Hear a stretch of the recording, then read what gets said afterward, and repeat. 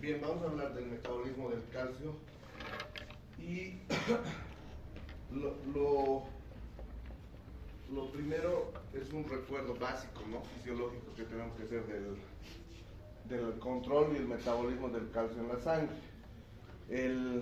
La paratormona intacta en este caso, detecta los niveles de calcio en la sangre. Lo que hace es activar mecanismos ya sea de resorción o de eliminación, dependiendo del caso, a través de procesos que se dan en hueso, en riñón o en intestino, como ustedes conocen, que hacen que el calcio sérico se mantenga en niveles normales, fisiológicos, para todas las funciones que son necesarias en las que interviene el calcio. Una cosa que es fundamental es que la PTH obedece a una regulación que se llama regulación por producto. Es decir, no es una contrarregulación como tal, sino es una regulación mediada por los niveles de calcio, una regulación específica de este eje hormonal.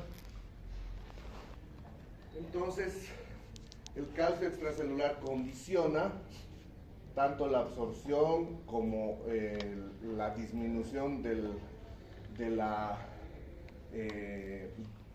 extracción de calcio a nivel óseo, si es necesario, y los procesos como la hipocalcemia activan la PTH y hacen que la reabsorción de calcio a nivel renal, a nivel de intestino y a nivel de hueso sean mucho más importantes para contribuir a mantener el calcio dentro de valores homeostáticos.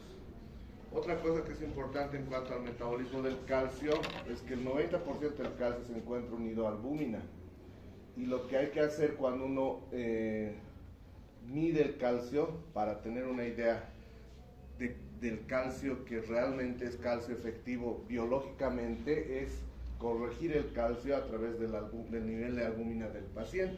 Entonces ahí tienen la fórmula y eso se llama calcio iónico. Calcio iónico en realidad es la medida real del calcio, y lo que nos puede llevar a pensar si el calcio está en niveles normales o está en niveles inadecuadamente altos o bajos. Entonces, básicamente, cuando hablamos de PTH tenemos dos procesos a analizar: el hiperparatiroidismo y el hipoparatiroidismo. El hiperparatiroidismo tiene que ver con una regulación anormal de la paratormona, que lo que produce en realidad es una excesiva liberación de PTH. Dependiendo de la condición o del proceso, vamos a clasificar esa hiperproducción de la PTH, pero lo inicial es que el aumento del valor de la PTH lo que condiciona es que exista más resorción renal de calcio, además de que exista una síntesis mucho mayor a nivel de I1,25 de hidroxivitamina D3 y aumento de la resorción ósea, como ven ahí. Entonces, estos pacientes habitualmente presentan hipercalcemia, principalmente como proceso básico, y en algunos casos, por ejemplo, cuando hay algún tipo de neoplasia, se produce lo que se llama la paratormona, que es la RP, es decir, la relacionada con la misma hormona, que en realidad estimula igual que los niveles de calcio se eleven de manera inadecuadamente alta. Bien, el hiperparatiroidismo tiene una clasificación que es la que ven ahí: primaria, secundaria y terciaria. En la primaria, que es lo más frecuente, hay una hiperproducción autónoma donde hay adenomas. Puede ser uno o pueden ser varias de las paratiroides que empiecen a producir de manera inadecuada PTH. Ahora, en estos casos el adenoma funciona de manera autónoma, no responde a la regulación que hemos visto, ¿no? La regulación por producto no es efectiva y por lo tanto esta elevación es continua. Pueden ser carcinomas, pueden ser hiperplasia de las paratiroides. Esto se da generalmente en procesos como la insuficiencia renal, que también se considera un proceso secundario. Las paratiroides empiezan a hiperfuncionar por alteraciones metabólicas que tienen que ver con insuficiencia renal. Tenemos los procesos secundarios que pueden ser medicamentos, drogas, déficit de vitamina D, insuficiencia renal, mala absorción. Y la terciaria tiene que ver con la hiperproducción autónoma de un adenoma que se ha hecho autónomo por ejemplo, procesos neoplásicos. Es decir, es un secundarismo que en realidad se considera como terciario, pero en un adenoma previo. Hay que tomar en cuenta que los adenomas suelen ser únicos, es decir, de las 4 paratiroides solamente empieza a hiperfuncionar uno, pero tiene un proceso inflamatorio involucrado en el hecho, y además tenemos que existen condiciones que pueden generar hiperplasia, donde hay aumento de las 4 glándulas, o carcinomas, donde existe ya una activación que tiene que ver con el propio proceso neoplásico y el aumento de la actividad de la glándula, pero generado por células neoplásicas. Hay que tomar en cuenta también que el hiperparatiroidismo suele presentarse dentro del contexto de las enfermedades endocrinas múltiples. Las enfermedades endocrinas múltiples tienen un componente genético que es básico, y ahí es donde uno puede detectar además otras anomalías además del hiperparatiroidismo. Bien, lo que les decía, ¿no es cierto? En el hiperparatiroidismo tenemos que tomar en cuenta que la PTH está elevada y que no responde a la regulación por producto, más bien responde inadecuadamente a valores de hipocalcemia, por ejemplo, que generan una respuesta inadecuadamente excesiva de las paratiroides, y en este caso los niveles de PTH no llegan nunca a inhibirse aunque exista un exceso de calcio en la circulación. Como les vuelvo a repetir, el mecanismo de regulación de la paratormona tiene que ver con una regulación por producto, no es una contrarregulación habitual, clásica, como la que conocemos. Entonces, es importante este hecho dentro del contexto de por qué se produce el exceso de hormona paratiroidea.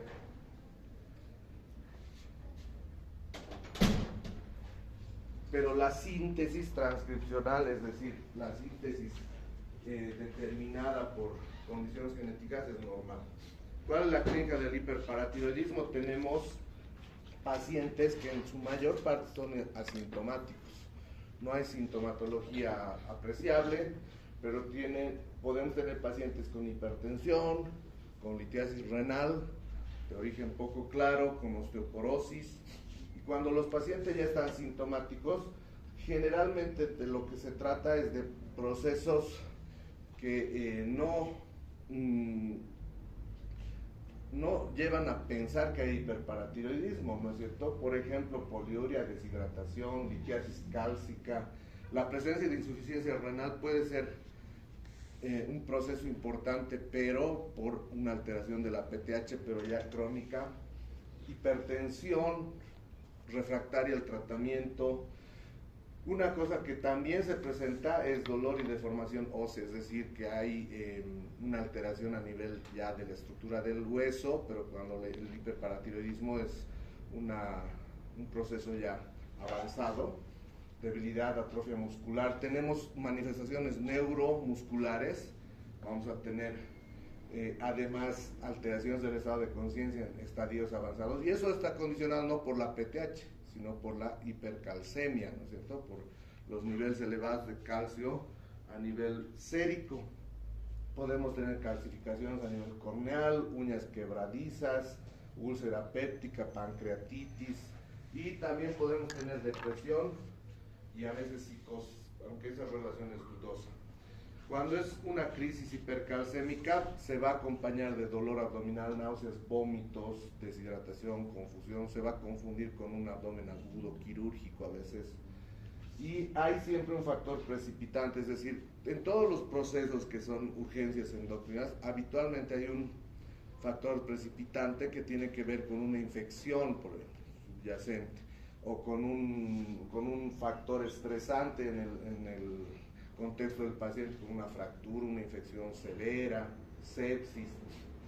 Y en los casos de neoplasias endocrinas múltiples, tenemos que la clínica va a tener que ver también con obviamente con el proceso del hiperparatiroidismo, pero existen otras manifestaciones derivadas de alteraciones de otros órganos endocrinos, ¿no? Entonces ahí podemos tener alteraciones que tienen que ver con la hipófisis anterior, con prolactinomas, con tumores productores de GH, con insulinomas, con cáncer de tiroides, medular, ese es el que se relaciona en el MEN2, feocromocitomas. Ocasionalmente todo eso constituye un cuadro clínico mucho más florido, ¿no? ¿Cómo se hace el diagnóstico del hiperparatiroidismo? Primero tenemos que demostrar que hay hipercalcemia y ya hemos visto que hay que corregir el calcio sérico que nos reportan el total para convertirlo en calcio iónico, ¿no es cierto? A través de la ecuación o el restarle a la albúmina que tiene el paciente. Tenemos que hay hipofosfatemia, hipercloremia y además una alteración a nivel ácido-base. Tenemos la elevación de la PTH y podemos tener vitamina D elevada, que tiene directa relación también con el metabolismo de la PTH.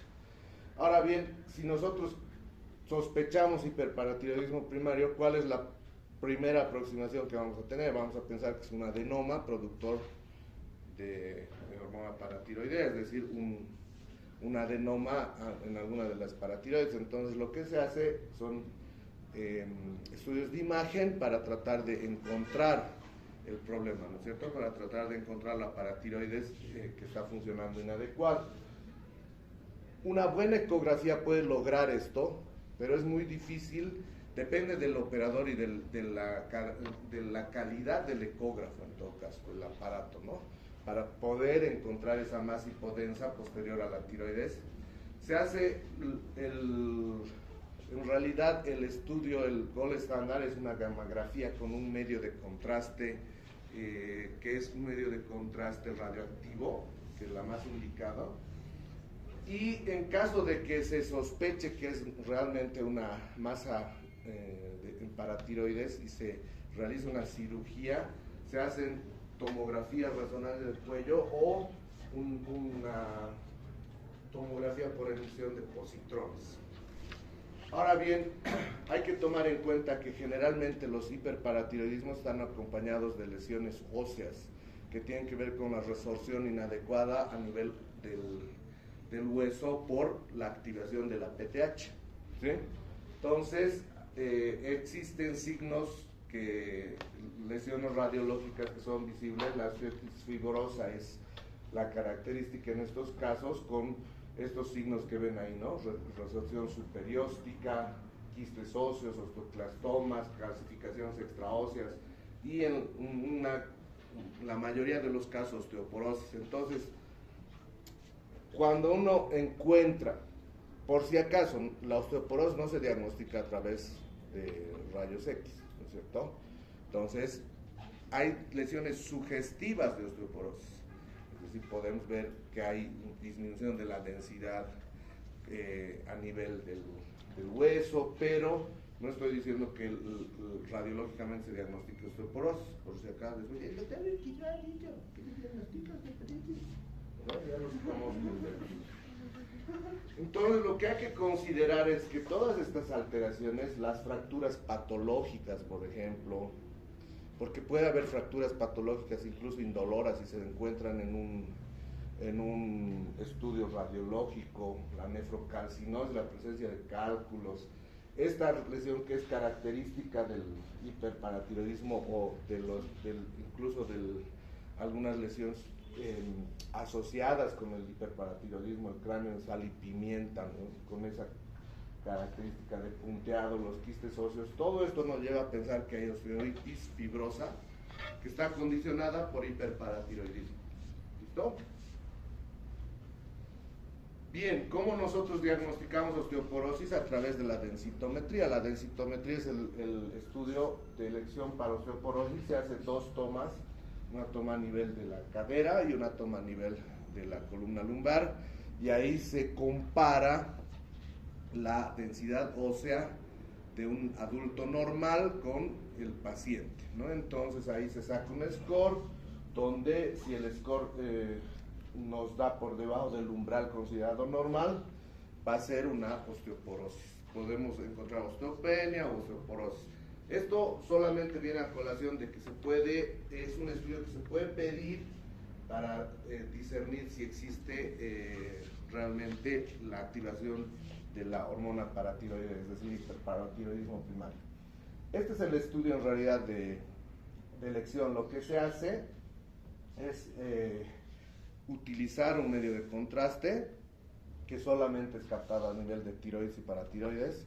Inicialmente se lava, se llama, ¿no? Una imagen inicial donde la tiroides también está captando un medio de contraste, como ven ahí.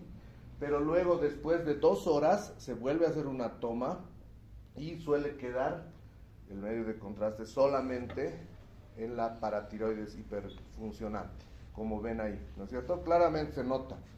Aquí hay una imagen donde ven los 2 lóbulos de la tiroides, se puede ya evidenciar una ligera hipercaptación también en este lado, pero aquí ya se lava la imagen, es decir, se elimina el resto del contraste, pero sigue quedando en la paratiroides que está hiperactiva, ¿de acuerdo?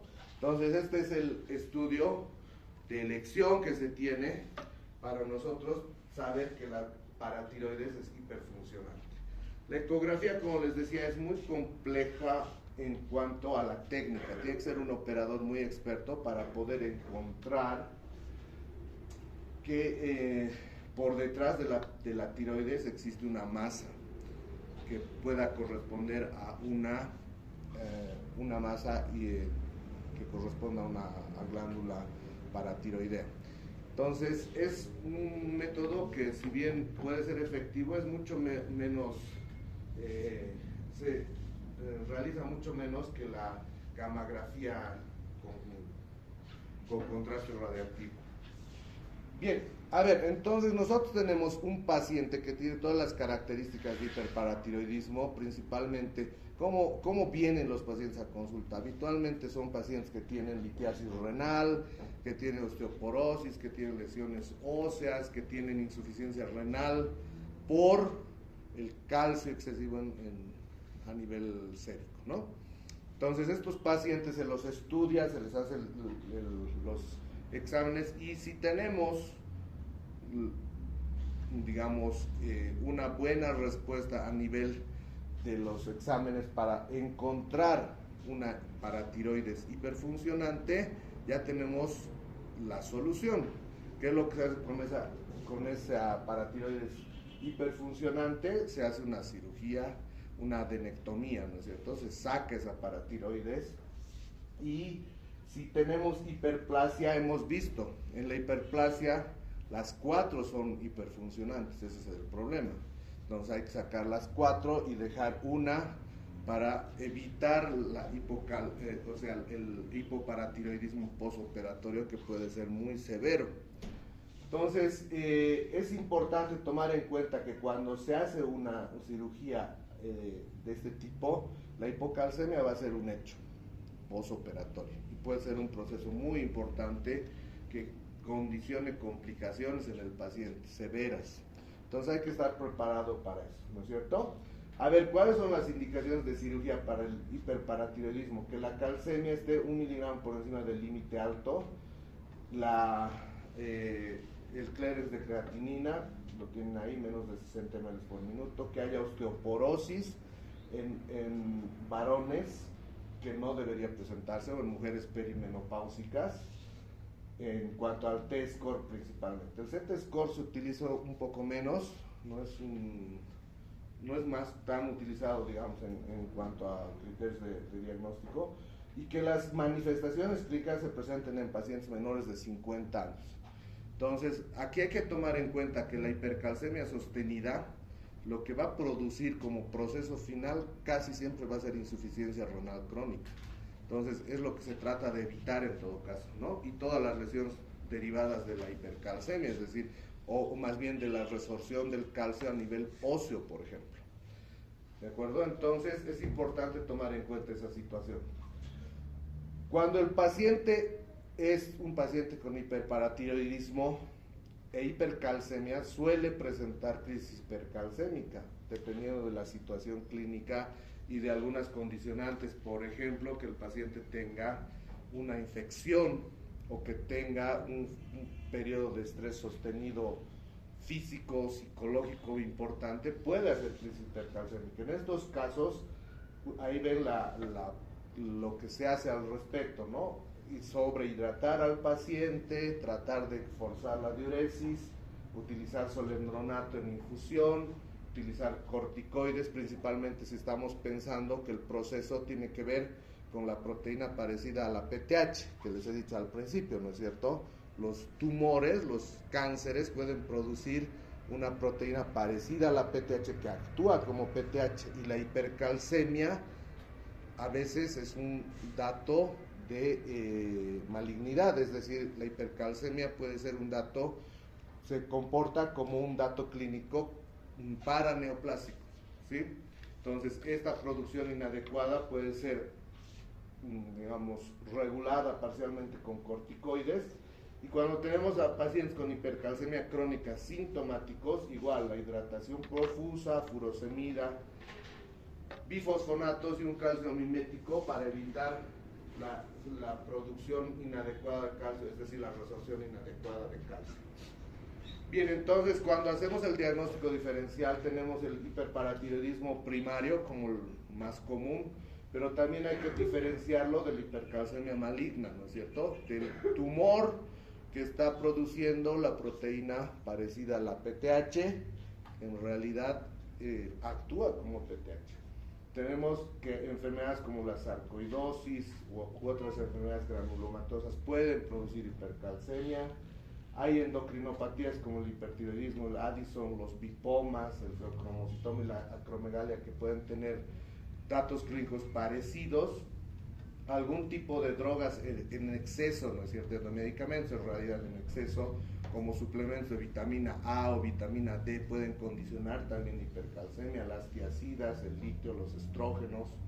Y tenemos lo que se llama la hipercalcemia hipercalcúrica familiar, que es un proceso genético que se presenta en una línea familiar claramente establecida. Entonces aquí el diagnóstico se realiza en base a la anamnesis y al screening genético que se hace de estos pacientes que tienen este problema desde generaciones previas.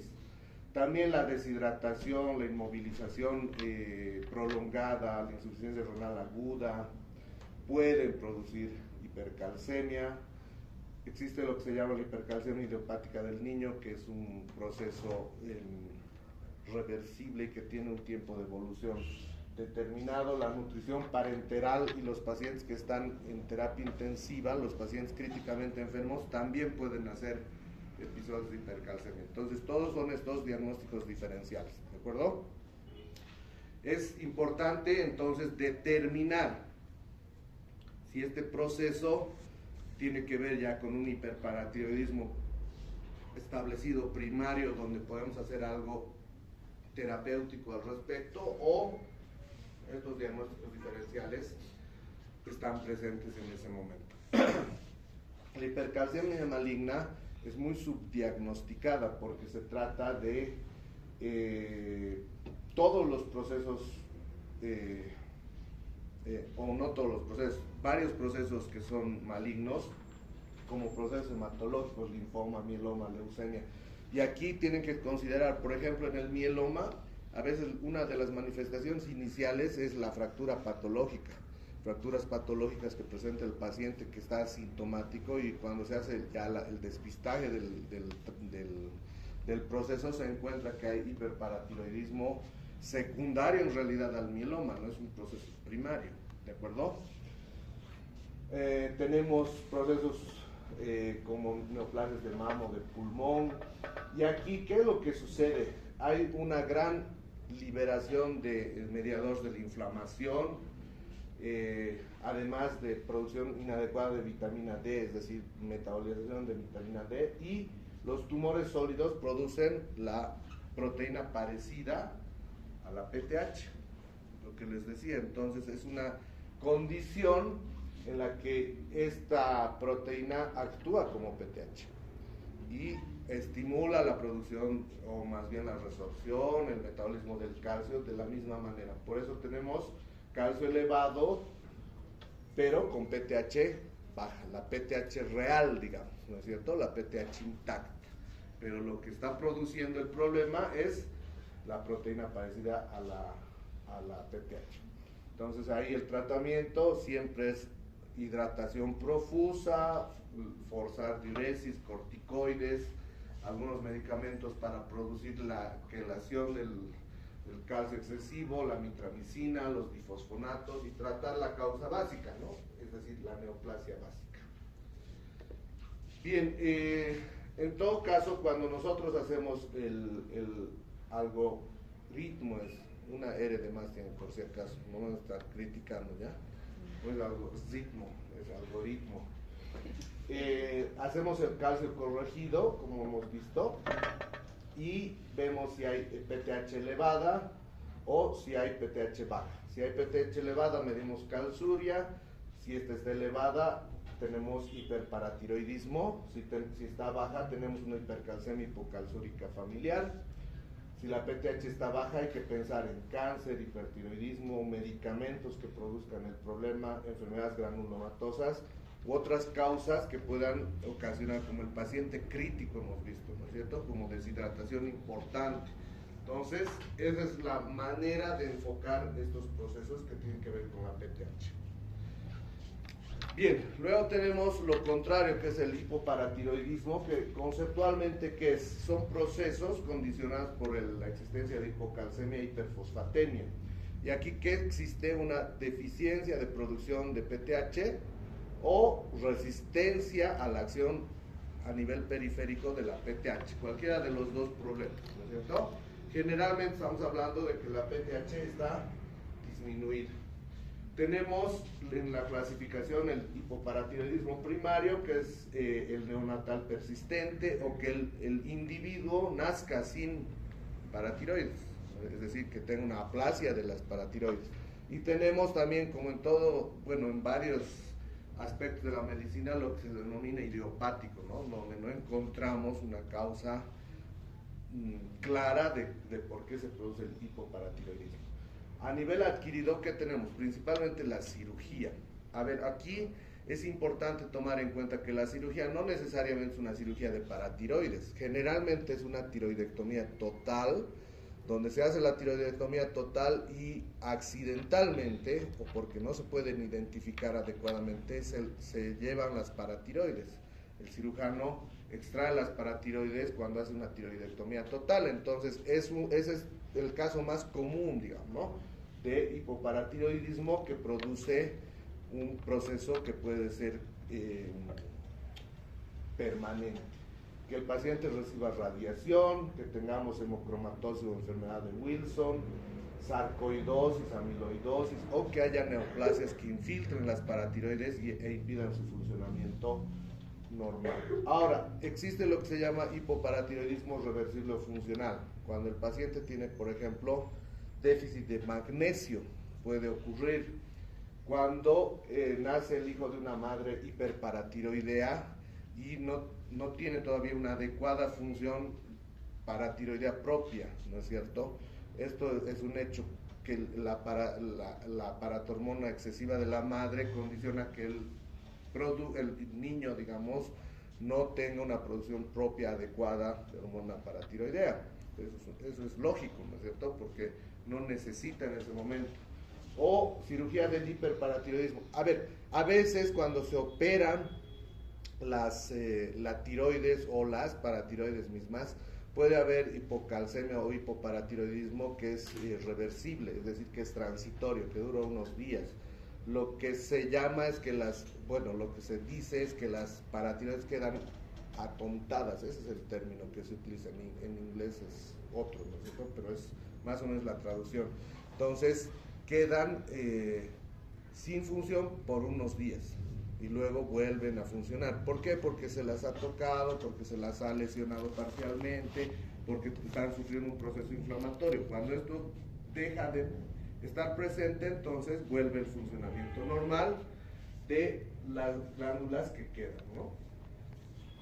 ¿Cuál es el proceso fisiopatológico en estos casos? Si nosotros tenemos baja producción de hormona paratiroidea y menor acción de la PTH en hueso y riñón, menor resorción ósea, menor formación de los sucedáneos en realidad y la absorción del calcio, aumenta la resorción renal de fósforo, disminuye la resorción renal de calcio, menor producción de 1,25 hidroxivitamina D a nivel del intestino, menor resorción, menor absorción intestinal más bien, y esto condiciona también la excitabilidad del sistema nervioso periférico y central debido a la hipocalcemia, ¿sí? Entonces vamos a tener dentro de la clínica, que es lo más importante en todo caso, esos datos. El hipoparatiroidismo o la hipocalcemia en realidad tiene como característica principal la tetania. La tetania es la manifestación latente de la hipocalcemia. Puede estar desencadenada por factores precipitantes como vómitos, ejercicio, hiperventilación. ¿Qué es lo que se presenta? Inicialmente, cuando está latente, parestesias periorales en los dedos, en los pies, dolor y contractura muscular.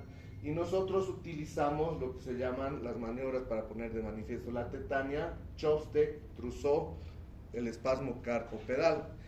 Entonces, estas maniobras desencadenan más bien la tetania, ¿no? Desencadenan el dato clínico evidente, porque el paciente, ¿qué es lo que tiene? Parestesias, tiene sensación de adormecimiento, tiene dolor muscular, pero nosotros a través de las maniobras lo que hacemos es desencadenar la tetania. Y cuando ya está manifiesta tenemos espasmo carpopedal, lo que se llama mano de partera, eso en semiología lo han tenido que ver. El paciente incluso puede presentar espasmo laringio, dificultad para hablar, trismus masseterino e hiperextensión del cuello en las condiciones ya extremas. Puede haber hasta opistótonos cuando tenemos una hipocalcemia extrema, ¿no es cierto? Sostenida. Puede haber convulsiones, espasmos tónicos típicos, síntomas extrapiramidales cuando esto se hace crónico, corea, tetosis, temblor, irritación de ganglios autónomos con espasmo bronquial y dolor abdominal, disfagia, esteatorrea, síntomas de pseudoobstrucción. Todo esto se puede producir en el hipoparatiroidismo, pero lo principal es lo inicial, ¿no es cierto?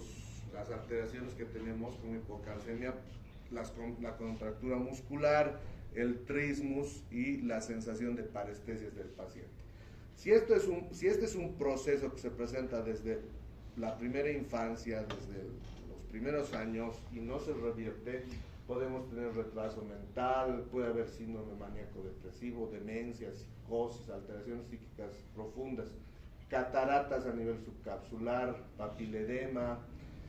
La piel está seca, descamativa, puede tener una dermatitis crónica el paciente, las uñas frágiles, el pelo quebradizo, los dientes no desarrollan adecuadamente, pueden ser dientes aplásicos o hipoplásicos y se fracturan y se rompen los dientes. Hay candidiasis asociada, tiene que ver con infecciones oportunistas también el hipoparatiroidismo, arritmias, bloqueos refractarios, insuficiencia cardíaca, periartritis con calcificaciones, fatigabilidad muscular, miopatías frecuentes, es decir, toda una serie de procesos que están condicionados. ¿Por qué? El calcio, ¿en qué se involucra en todo caso? En la transmisión neuronal, en el movimiento muscular, en una serie de procesos que tienen que ver también con la transmisión neurológica, es decir, con la transmisión de información a través del nervio periférico, ¿no es cierto? Entonces, el calcio es fundamental para estas acciones, por eso tienen todas estas manifestaciones clínicas. Contracción muscular tiene que ver con calcio, ¿no? Transmisión de señales neurológicas tiene que ver con calcio. Todo eso gestionado por la alteración del calcio. Entonces, ¿cómo nosotros obtenemos la tetania latente? Conocen, ¿no es cierto? La percusión sobre la emergencia del facial hace que el paciente empiece a presentar trismus cuando tiene hipocalcemia. En el signo de Trousseau nosotros ponemos el manguito del tensiómetro, lo insuflamos hasta por encima de la presión sistólica y lo dejamos por 3 minutos mínimamente. Entonces se produce una contracción carpopedal que es importante, es decir, no solamente de la mano, sino también incluso del brazo, ¿no? Entonces tenemos ese tipo de proceso y también podemos obtener un espasmo al percutir el nervio peroneo, lo que condiciona también un dato clínico importante de tetania latente. ¿Está bien? ¿Cómo es el diagnóstico? En todo caso, tenemos hipocalcemia con hiperfosfatemia, hipercalciuria, se puede evidenciar resorción tubular de fosfato mayor a 85% y lo principal, tenemos niveles de PTH bajos, ¿no? El calcitriol también puede estar bajo y tenemos disminución de marcadores óseos como la osteocalcina. Pero lo principal, clínica de hipocalcemia con PTH baja. Eso es lo importante en todo caso. En la radiología lo que nosotros podemos ver son calcificaciones ectópicas. Aquí hay algo importante. Hay ocasiones en que la disminución del calcio la disminución del calcio está generada por el depósito de calcio en lugares inadecuados, como los ganglios basales, por ejemplo. Es decir, el calcio baja porque se deposita en lugares inadecuados, porque no tiene un metabolismo normal. Se puede depositar en el cristalino además, por ejemplo, o en el tejido celular subcutáneo, lo que genera calcinosis, ¿sí? Es importante tomar en cuenta eso y suele haber aumento en la densidad ósea. ¿Por qué? Porque no hay resorción a través de la PTH. ¿Cómo tratamos la hipocalcemia en general? La hipocalcemia como proceso de complicación del hipoparatiroidismo, infundimos gluconato de calcio al 10%, como ven ahí, diluido en 15 minutos, repetimos si persiste la sintomatología, vamos bajando la infusión de gluconato de calcio, usamos calcitriol en vía oral, y si hay hipomagnesemia tenemos que reponer magnesio también, ¿no? La hipomagnesemia condiciona también hipocalcemia, o sea, por sí sola la hipomagnesemia puede condicionar datos de hipocalcemia y la reposición de magnesio puede ser un elemento importante en estos casos. No siempre. A veces la hipocalcemia no tiene relación con la hipomagnesemia. Cuando se trata de hipomagnesemia como hecho fundamental, ahí sí la reposición de magnesio genera una respuesta adecuada del proceso. Cuando ya tratamos a los pacientes con hipoparatiroidismo, es decir, con hipocalcemia, el objetivo básico es mantener la calcemia, no el calcio iónico, ¿de acuerdo?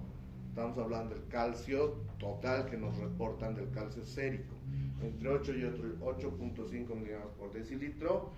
Necesitamos aportarle al paciente 2 gramos habitualmente de calcio en 3 o 4 tomas. Usamos vitamina D oral, además el calcitriol habitualmente 0.25 a 0.50 microgramos día, y tenemos que hay pacientes que hacen nefrocalcinosis. Ese es un proceso que puede condicionar otras complicaciones.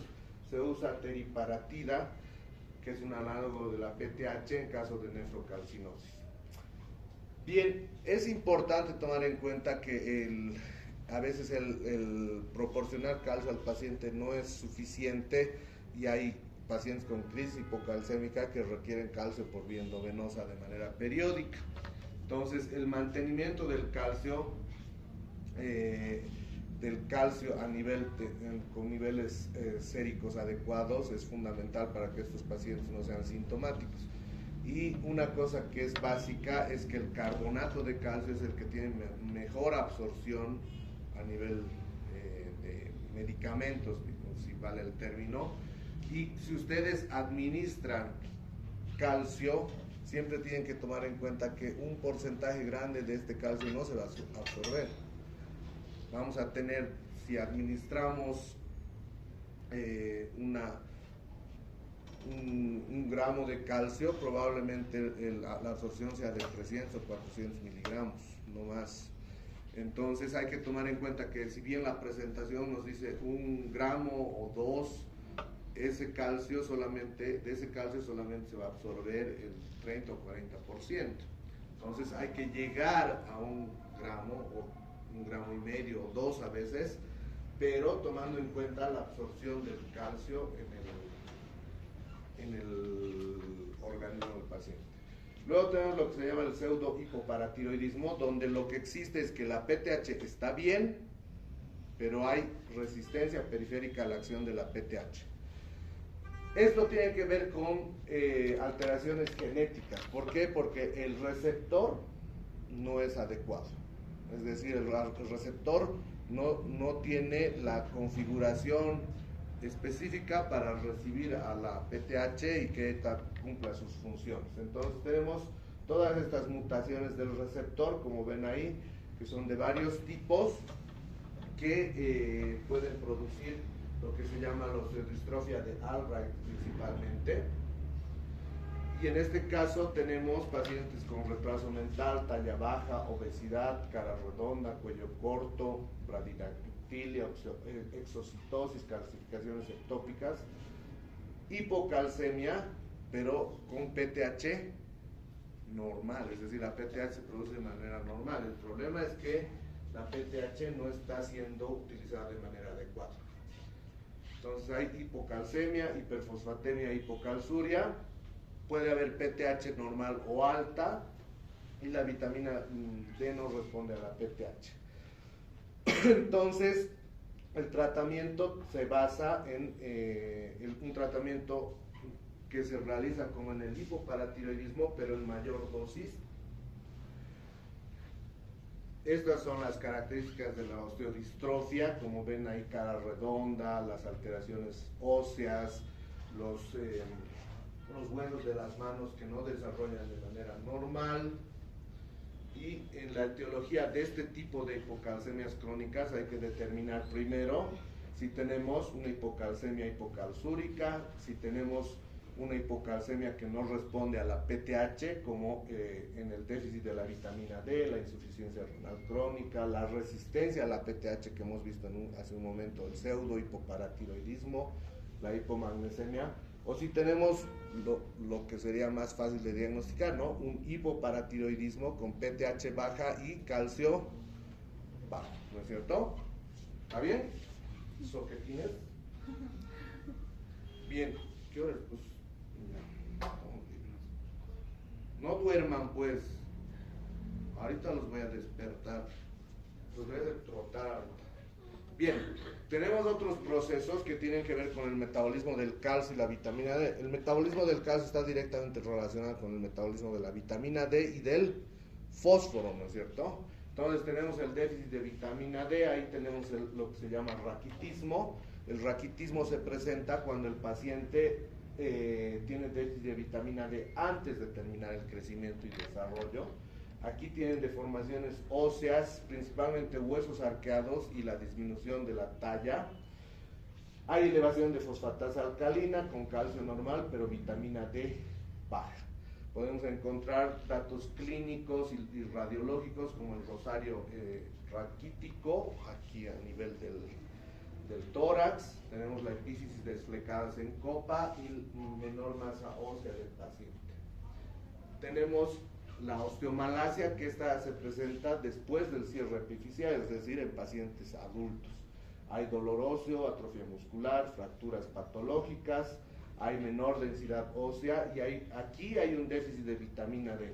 Por ejemplo, pacientes adultos mayores que están recluidos en asilos, que no salen a tomar sol, por ejemplo, ¿no? O pacientes que se cubren del sol. A ver, ¿qué ejemplo les puedo dar, niños? Por ejemplo, las musulmanas que se cubren toda la piel, que no pueden salir a la calle, ortodoxos estamos hablando, ¿no? Salir a la calle sin el velo, el traje, ¿no es cierto? Entonces, esta falta de exposición crónica a la luz solar puede producir déficit de vitamina D y puede producir este tipo de procesos.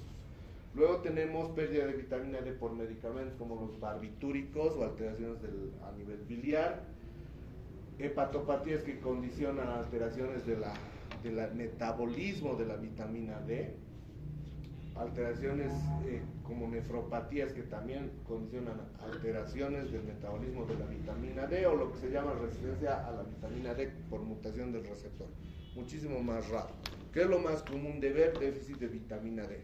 Que el paciente no se exponga al sol, que consuma, que tenga un déficit en la alimentación en cuanto a la vitamina D o que no la absorba adecuadamente.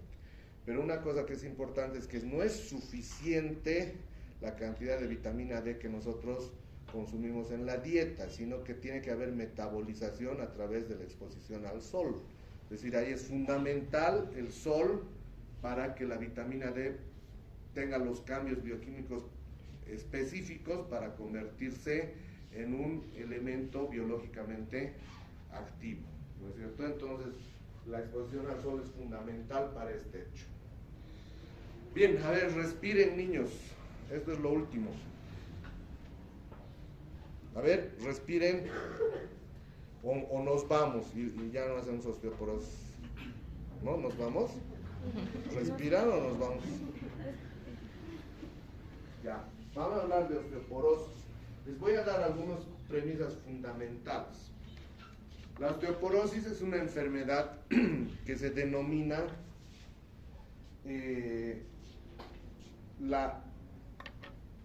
la epidemia, bueno, se denominaba la epidemia del siglo XX. ¿Por qué? La osteoporosis se ha considerado una enfermedad del envejecimiento. Se decía que la osteoporosis no existía en los siglos previos porque el individuo no llegaba a tener una edad avanzada. Es una enfermedad que se produce básicamente por alteraciones que en general se producen en pacientes adultos por encima de los 50 o 60 años, ¿no es cierto? Pero bueno, esto no es tanto así.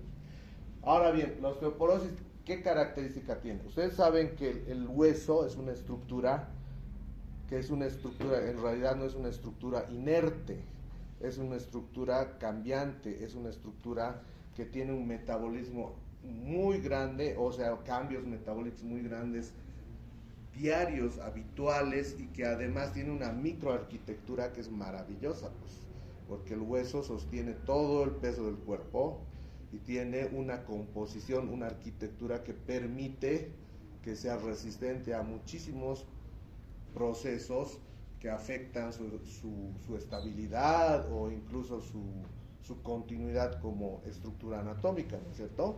Entonces el hueso es sumamente resistente por esa estructura que tiene, y además la estructura que tiene permite que no sea, por ejemplo, una masa sólida y pesada, ¿no? Eso es bien importante tomarlo en cuenta. Pero ¿qué pasa en la osteoporosis? Que esta masa ósea, esta microarquitectura se deteriora y empieza a hacerse frágil.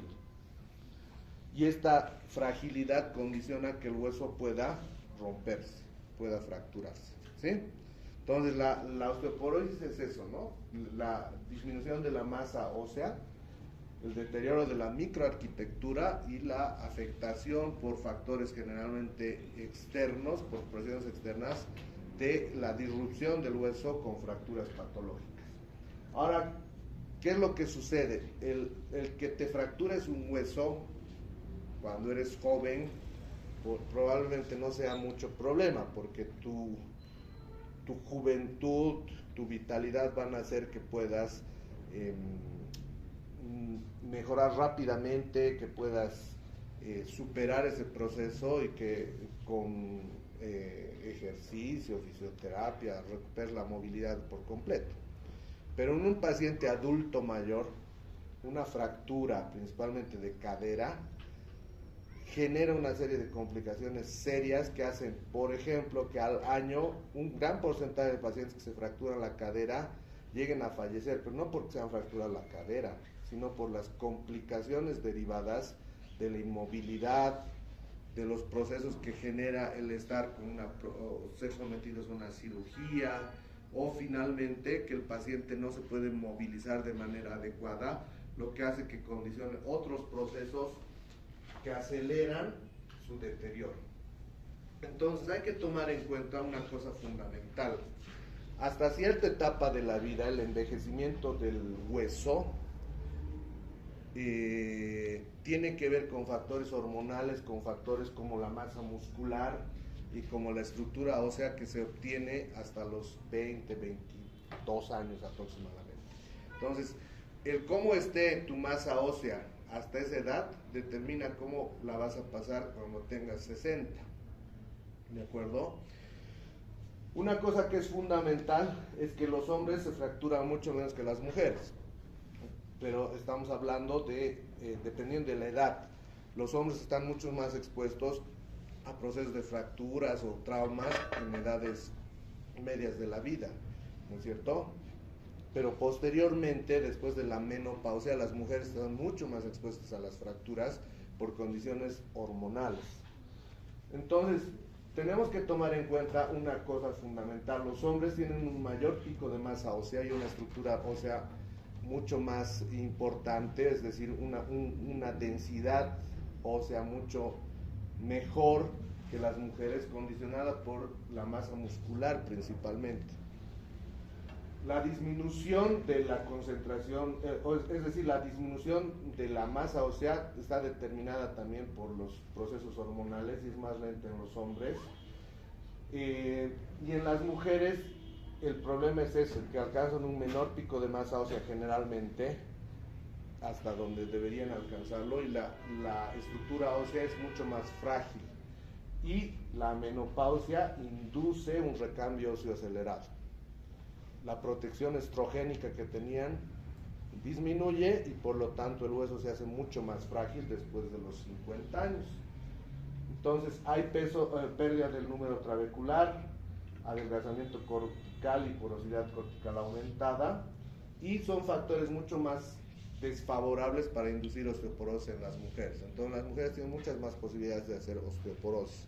Los hombres, ¿por qué hacen osteoporosis? Generalmente por procesos que disminuyen la testosterona, principalmente si estamos hablando de pacientes por debajo de los 50 años. Por encima de los 50 años, la disminución de las hormonas masculinas va siendo progresiva y la posibilidad de que haya osteoporosis en un hombre se va haciendo más importante a medida que aumenta de edad, pero es mucho menos frecuente que en las mujeres. Las mujeres tienen un acelerado proceso de alteración de la microarquitectura del hueso. Ahora bien, tenemos que la osteoporosis es una enfermedad silenciosa. La osteoporosis no duele. El paciente no viene por dolor. O sea, el paciente que dice me duele la espalda o me duelen mis huesos, debo tener osteoporosis, está mal informado por las redes sociales, ¿no ve? La osteoporosis no duele en general. ¿Qué es lo que duele? La fractura. Que el paciente se fracture por ejemplo, la columna, es decir, las vértebras. Los aplastamientos vertebrales o las microfracturas en las vértebras son lo que realmente le produce al paciente sintomatología, no la osteoporosis como tal.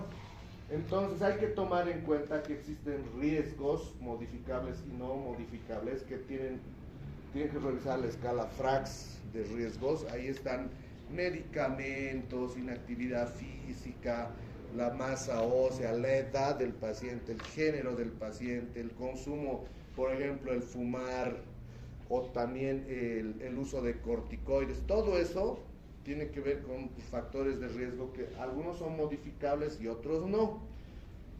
Comorbilidades, enfermedades que tenga el paciente también tienen que ver, y tratamientos concomitantes, principalmente tratamientos con corticoides o tratamientos hormonales que pueden inducir esos procesos. Nosotros, ¿qué hacemos cuando sospechamos que hay osteoporosis? Todo el examen físico que deberíamos producir o realizar normalmente en los pacientes, y hay una cosa que es básica. Ustedes, aunque no lo crean, a medida que uno va aumentando de edad, va disminuyendo de tamaño, es decir, pierde después de los 50 años, va perdiendo estatura. Pero eso es mucho más importante si el paciente tiene osteoporosis. Hay aplastamientos vertebrales inaparentes en algunos casos que producen la disminución de la estatura. Si esto es muy importante, hay que sospechar seriamente que el paciente está sufriendo de osteoporosis. ¿De acuerdo? Bien, ¿cómo se hace el diagnóstico de osteoporosis? El único método es la densitometría ósea. El que te diga que por la radiografía, ve la radiografía y dice, ay, el paciente tiene osteoporosis, está mal informado o está infiriendo algo que no es necesariamente cierto. La osteoporosis no se diagnostica por una radiografía simple, común, convencional, no se diagnostica. Ahora, si encuentras en una radiografía fracturas, probablemente puedes pensar que sean por osteoporosis, pero no puedes afirmarlo, porque son fracturas generalmente se producen por bajo impacto. Entonces hay que tomar en cuenta que los factores de riesgo de fractura son inherentes al individuo, ¿no es cierto? Por ejemplo, aquí tienen la menopausia precoz, el que en tu familia haya habido osteoporosis, el que tu índice de masa corporal sea menor a 20, o sea, estar muy flaquito, muy fit, tampoco es lo mejor, por si acaso. Peor si estás en edades tempranas de la vida, ¿no es cierto? La gente que tiene una masa corporal por encima de 20 tiene muchas más probabilidades de fracturarse cuando sea adulto mayor. Eso es importante. Luego, que haya consumo de tabaco, que haya baja densidad de la mineral ósea en edades tempranas, consumo de alcohol. Las enfermedades coexistentes, diabetes, artritis, lupus, enfermedad inflamatoria intestinal, epilepsia, infecciones por VIH, los hiperparatiroidismos, la enfermedad hepática crónica, todo lo que ven ahí, ¿no? Enfermedad renal, asma, todas esas enfermedades condicionan que no solo la enfermedad por sí misma, sino los tratamientos que se reciben para esas enfermedades puedan inducir osteoporosis. Tratamientos farmacológicos antidepresivos, antiepilépticos, inhibidores de la bomba de protones, ahí el omeprazol, por ejemplo, todos los prazoles, ¿no es cierto?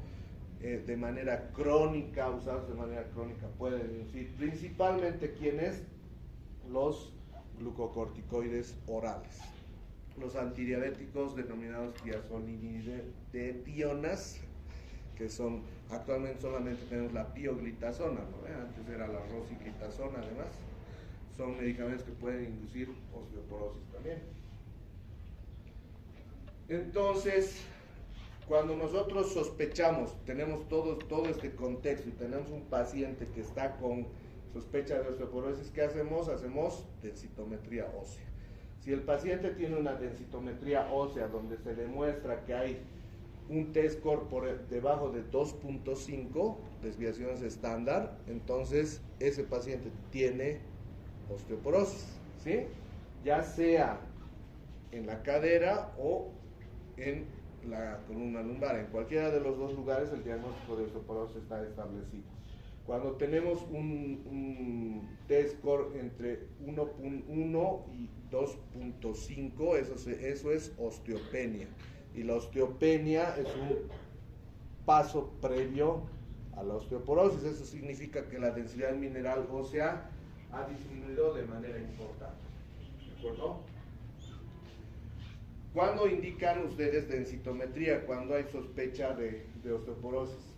Pacientes que tengan entre 70 y 80 años, índice de masa corporal menor a 20 o peso menos de 40 kilos, pérdida de peso del más de 10% en una persona joven, es decir, que pierda rápidamente peso una persona joven, o pérdida de peso en los últimos años, inactividad física, que el paciente no haga prácticamente nada, no camine, no suba escaleras, que sea un paciente totalmente sedentario.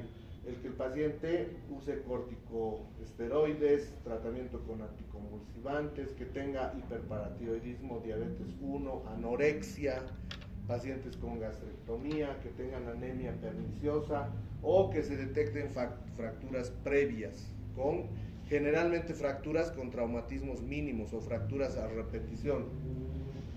¿De acuerdo? Luego tenemos que sea mujer, que consuma tabaco, que no se exponga al sol, antecedentes familiares de fractura osteoporótica, que haya menopausia iatrogénica. Eso significa que la mujer haya sido sometida no a histerectomía.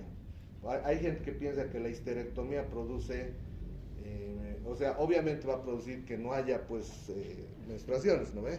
Pero tiene que haber oforectomía, es decir, te tienen que sacar los ovarios para producirte una alteración hormonal, una menopausia precoz en este caso, bilateral, radioterapia, quimioterapia o bloqueo hormonal, menopausia precoz que se presenta antes de los 45 años también es un dato clínico que es importante, un periodo fértil de menos de 30 años, menarquia tardía más de 15, que no haya lactancia natural, la ingesta de calcio de menos de 500-800 miligramos día en la dieta, el hiperparatiroidismo o hipertiroidismo con tratamiento. La hormona tiroidea puede inducir también osteoporosis porque es un tratamiento a largo plazo, la diabetes tipo 2 y la artritis reumatoide. Todo esto es riesgo moderado, entonces ahí deberíamos pedir, si sospechamos, una densitometría ósea en estos pacientes. Bien, una cosa que es importante, a ver, entonces, ya resumiendo esto, tenemos pacientes con fracturas patológicas a edades jóvenes, con fracturas en pacientes que sean menores de 50 años, hay que sospechar que hay osteoporosis, pacientes que han perdido estatura de manera clara, y hacemos una radiografía y vemos que existen aplastamientos vertebrales o fracturas a nivel de la columna, ¿de acuerdo? En pacientes adultos mayores, fracturas de cadera, fracturas de huesos largos que sean de bajo impacto, también hay que sospechar osteoporosis. Y entonces se hace la densitometría, ¿no es cierto? Y todos los factores que han visto ustedes relacionados, es decir, todo lo que tiene que ver con menopausia, con uso de medicamentos, con baja actividad física, y algo que es importante, el peso bajo y el índice de masa corporal bajo. El peso bajo en los pacientes está bien, todo perfecto, todos queremos ser fit, pero el peso bajo condiciona baja densidad ósea, principalmente en edades hasta los 20, 22 años. ¿Sí? ¿Está bien? ¿Cuáles son los medicamentos que utilizamos cuando ya hay osteoporosis? Tenemos los antirresortivos que inhiben los osteoclastos, son los bifosfonatos que ustedes conocen, el alendronato, el desendronato, ácido solendrónico, ibandrónico, el denosumab. Tenemos medicamentos que actúan sobre el receptor selectivo de estrógenos, como el raloxifeno, y terapia hormonal sustitutiva, o sea que la paciente reciba estrógenos para evitar la progresión de la osteoporosis en algunos casos. Tenemos anabólicos como la teriparatida y tenemos medicamentos antirresortivos y anabólicos, el romosozumab, que también se puede utilizar. ¿Qué conocen de aquí ustedes? Los antirresortivos, ¿no ve? Ahora, aquí hay una cosa fundamental. Un antirresortivo nunca se usa sin calcio. O sea, no tiene sentido usar un antirresortivo sin un suplemento de calcio. No existe eso. O sea, no porque des el antirresortivo el hueso va a mejorar. Necesitas aportar calcio por vía oral.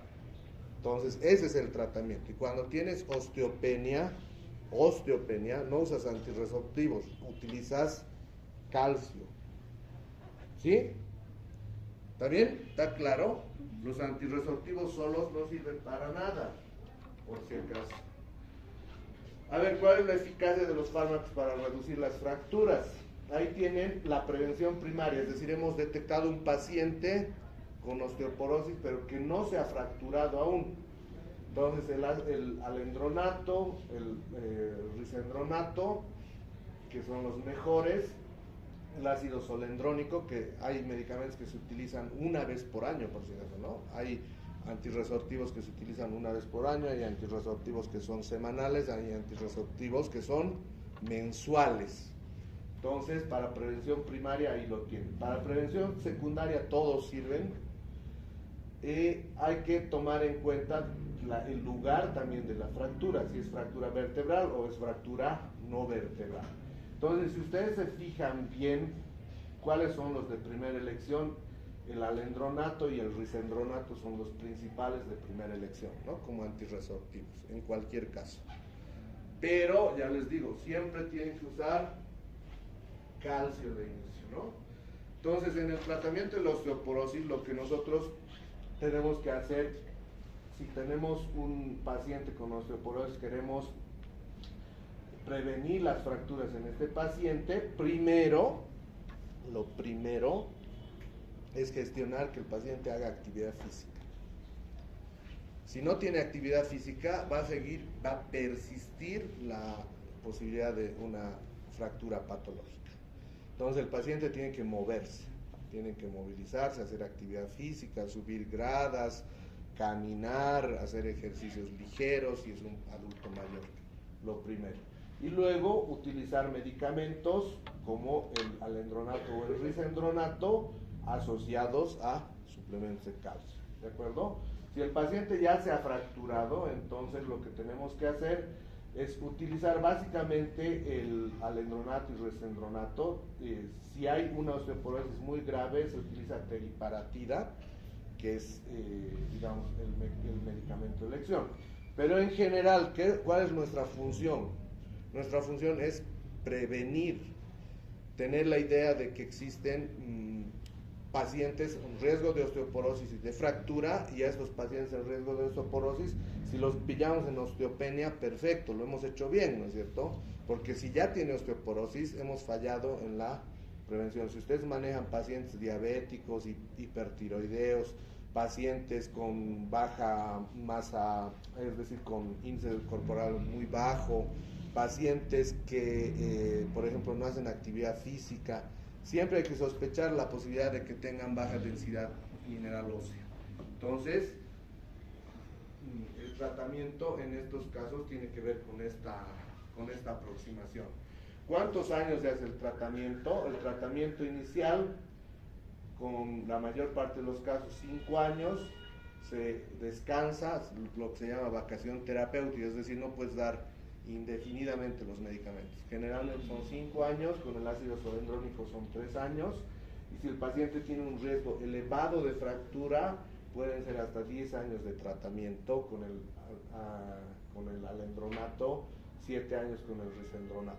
Y existe un periodo donde el paciente deja el tratamiento porque no se puede administrar de manera continua e indefinida el medicamento. Bien, para terminar entonces, el diagnóstico de la osteoporosis se basa en la escala de riesgo de fractura, ¿no es cierto? Lo que hemos visto, o sea, factores modificables y factores no modificables, factores de riesgo. Siempre pensar en eso. Luego hacemos la densitometría ósea, donde se mide la densidad mineral ósea. ¿Cuál es el único método diagnóstico? Ahora, una cosa importante que tienen que tomar en cuenta. A veces dicen campañas para detección de osteoporosis, ¿no? ¿Han oído? ¿Dónde hacen la detección de la osteoporosis? Supuestamente en el talón, en el calcáneo.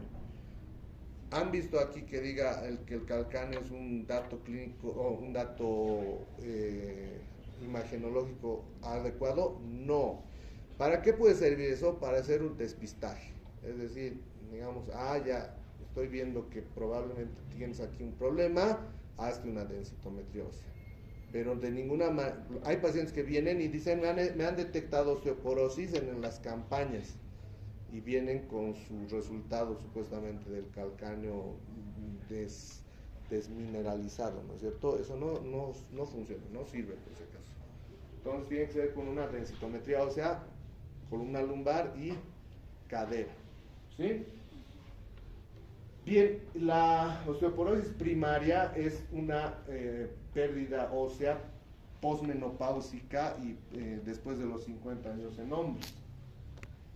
¿Cuál es el dato en el estudio que nos da diagnóstico? El que el test score esté en menos de 2.5 desviaciones estándar, ¿de acuerdo? Y las secundarias son todas aquellas ocasionadas por medicamentos, por enfermedades concomitantes, por uso de glucocorticoides. Ahí también se tiene que la osteoporosis se diagnostica con un test score incluso menor, ¿no? Menos de 1.5, es decir, hay que prevenir antes la osteoporosis en estos casos, ¿sí?